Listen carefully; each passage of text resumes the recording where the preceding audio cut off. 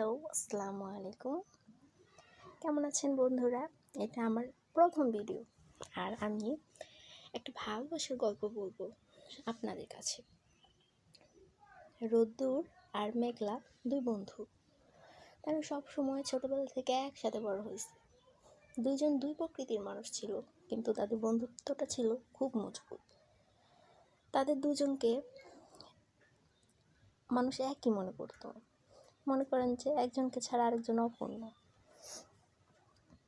রোদ্দুর ছিল একেবারে শান্ত স্বভাবের গম্ভীর একটা ছেলে, আর মেঘলা ছিল চঞ্চল প্রকৃতির আর খুবই হাসি খুশি। হাসি দেখলে মনে হতো সব দুঃখ, ক্লান্তি, গ্লানি মুছে যেত। তো এভাবে ওদের বন্ধুত্বটা চলতেছিল। হঠাৎ একদিন মেঘলা খুবই অসুস্থ হয়ে গেল। মেঘলা অসুস্থ, রোদ্দুরের তো একটুও মন ভালো নেই। তো এরকম করতে করতে যখন সময় পার হচ্ছিল, মেঘলার অবস্থা খুবই খারাপ। ডাক্তার বলছিল যে মেঘলার হার্টের অপারেশন করা লাগবে, আর নতুন হার্ট যদি কেউ ডোনেট করে তাহলেই মেঘলা বাঁচতে পারবে, তাছাড়া নিশ্চিত মৃত্যু। তো এটা যখন রোদ্দুর শুনলো, তখন সে তো পাগল হয়ে গেল, কারণ মেঘলা ছাড়া সে নিজেকে কল্পনাই করতে পারে না।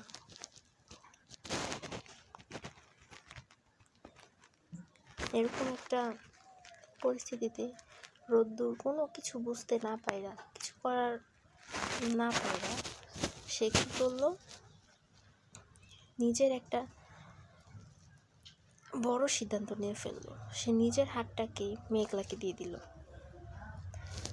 যখন মেঘলাকে নিজের হাত ডোনেট করলো, তার প্রায় 1 বছর পর পর মেঘলা সুস্থ হলো, স্বাভাবিক হলো।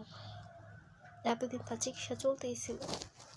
তো সুস্থ হওয়ার পর মেঘলা যখন বাড়ি ফিরলো, নিজের পুরনো ডায়েরিগুলো হাতগুলো ছিল, চোখগুলো ছিল, দেখতেছিল, তখন তার কাছে একটা চিঠি পৌঁছলো আর কি, ডায়েরির মাঝখান থেকে, যে দেখো রোদ্দুর তার জন্য একটা চিঠি লিখছে যে তোমার ওই মুখের হাসি আমি কখনো নিতে দিতে চাই না, সেজন্য আমি আমার নিজের হাত তোমাকে ডোনেট করব। তোমার এই হাসি সারা জীবন যেন উজ্জ্বলভাবে জ্বলতে থাকে।